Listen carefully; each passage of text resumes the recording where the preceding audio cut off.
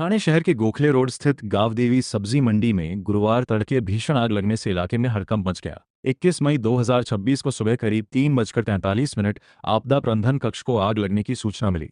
नगर सेवक संजय वाघुड़े द्वारा प्रशासन को जानकारी दिए जाने के बाद तुरंत फायर ब्रिगेड, आपदा प्रबंधन टीम, महावितरण कर्मचारी और नौपाड़ा पुलिस मौके पर पहुंची।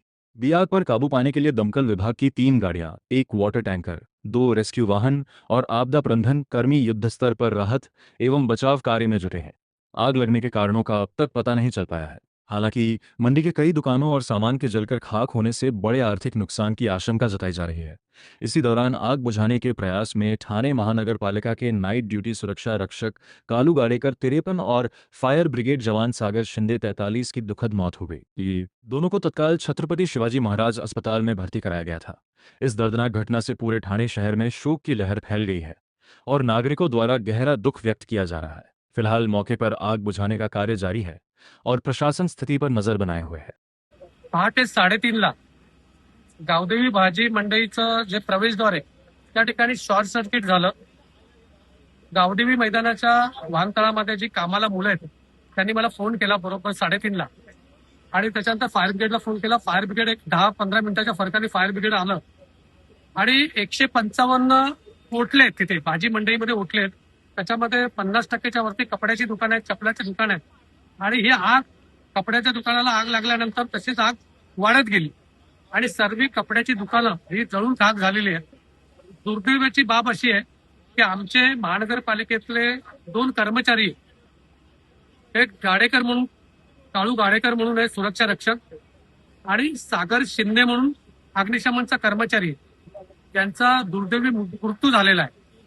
फायर ब्रिगेडचे कर्मचारी या ठिकाणी सर्व बाजूने आलेले आहेत आणि त्यांनी आग आता आटोक्यात आणलेली आहे, परंतु प्रचंड नुकसान झालेलं आहे।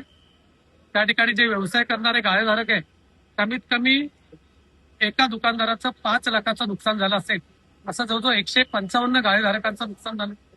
त्यामुळे फायर ब्रिगेडच्या कर्मचाऱ्यांनी आता आग आटोक्यात आणलेली।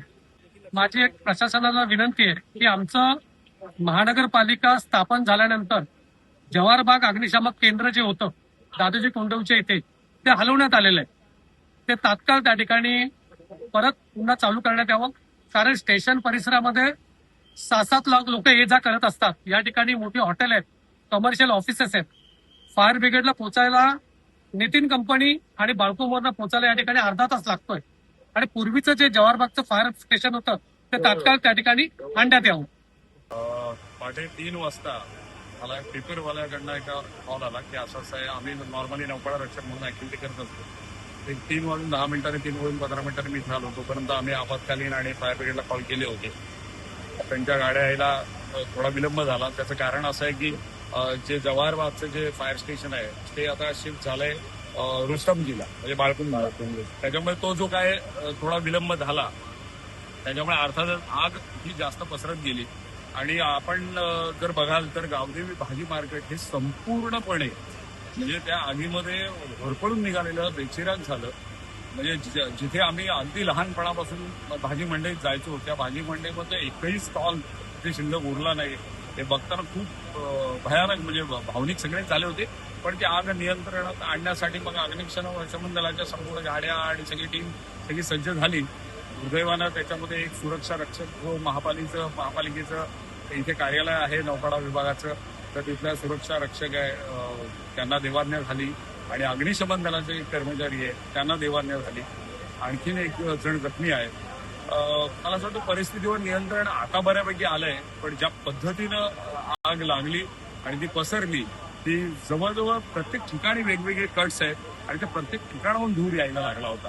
म्हणजे मार्केटमध्ये जवळजवळ 154 गाड्या आहेत, त्याच्यामध्ये वेगवेगळे म्हणजे फक्त भाजी मंडई आता ती नाहीये, वेगवेगळी गाड्या वेगवेगळ्या स्वरूपामध्ये तिथे धंदे चालतात। त्याच्यामुळे मला असं वाटतं कुठेतरी हा प्रकार खूप मोठा झाला आणि रात्री 3:30, 3:15, 3:30ची गोष्ट असल्यामुळे सगळीकडे गाड झोपेत होती, पण तरी पण संबंधित स्थानिक काही मंडळी पटापट आली, गाळेधारक आले आणि नंतर आग आता नियंत्रणात आणण्याचं काम सुरू। मागे दोन वेळा ह्या ठाणे स्टेशन परिसरामध्ये, या ठाणे शहराची लोकसंख्या 28 ते 30 लाख आहे, पण इथली जी ठाणे शहराची जी अग्निशमन दल आहे जी आहे ही राम भरोसे आहे। कारण की मागेही आग लागली होती, जी प्राची दुकान लागली होती. या ठिकाणी गाडी 1 तास उशिरा पोहोचली होती आणि स्टेशनला पण सटीजवरती आग लागली होती, तेव्हा गाडी उशिरा पोहोचली होती. आणि आज पण जी आग लागलेली आहे, ह्या ठिकाणी पण गाडी साधारण 25 मिनिटं उशिरा आलेली आहे. आणि ह्या संदर्भात आम्ही फायर ब्रिगेडला आम्ही पत्रव्यवहार केलेला आहे आणि आम्ही जी मागणी केलेली आहे की आता हे जे स्टेशन जे आहे, हे स्टेशन जे रुस्तमजी ह्या ठिकाणी गेलेलं आहे, बाळकुम ह्या ठिकाणी गेलेलं आहे आणि ठिकाण 4 किलोमीटर असल्यामुळे तिथे ये जा करायला कमीत कमी एक 15 ते 20 मिनिटं उशिरा होतो, साधारण अर्धा उशिरा होतो. आणि आम्ही मागणी केली होती की दाजेकोंडे याच ठिकाणी ते स्टेशन करावं. पण जे फायर ब्रिगेडचे अधिकारी झळके साहेब म्हणून आहेत, आम्ही त्याच्या पाठपुरावा करतोय. झळकेने काय सांगितलं की आमच्याकडे सुरक्षा म्हणजे आमच्याकडे मनुष्यबळ एवढं नाहीये. अहो, ठाणे महानगरपालिकेचं एवढं बजेट असताना तुम्ही म्हणता की मनुष्यबळ नाहीये. आणि मला असं म्हणायचं आहे की आज एवढी मोठी आग लागल्यानंतर सन्माननीय आयुक्त साहेब आहेत कुठे? म्हणजे का आग विझल्यानंतर फोटो काढायला येणार काय? माझं असं मत आहे की ही जी आग लागलेली आहे आणि याच्यामध्ये जे मृत्युमुखी पडलेत ते सदोष मनुष्य गुन्हा जो आहे सन्माननीय आयुक्त साहेब यांनी दाखल करा आणि झळके यांच्या दाखल करा. कारण यांच्या चुकीमुळे आज आमचे 2 ठाणेकर गेलेले आहेत आणि सर्व जबाबदार माननीय आयुक्त साहेब तसे झळके जे आहेत. आणि आम्ही आज तुमच्या मत सांगतोय की आम्ही जी आमची मागणी मान्य केली नाहीये, तर आज आम्ही ठाणे महानगरपालिका आवारात आंदोलन करणार आहे. आणि या ठाणेकरांच्या दृष्टिकोनातून आंदोलन करणं गरजेचं आहे. आणि ह्या ठाणेकरांना तुम्ही राम भरोसे सोडाल तर आम्ही खपून घेणार नाही, आम्ही आंदोलन करणार, ठाणेकर लढणार.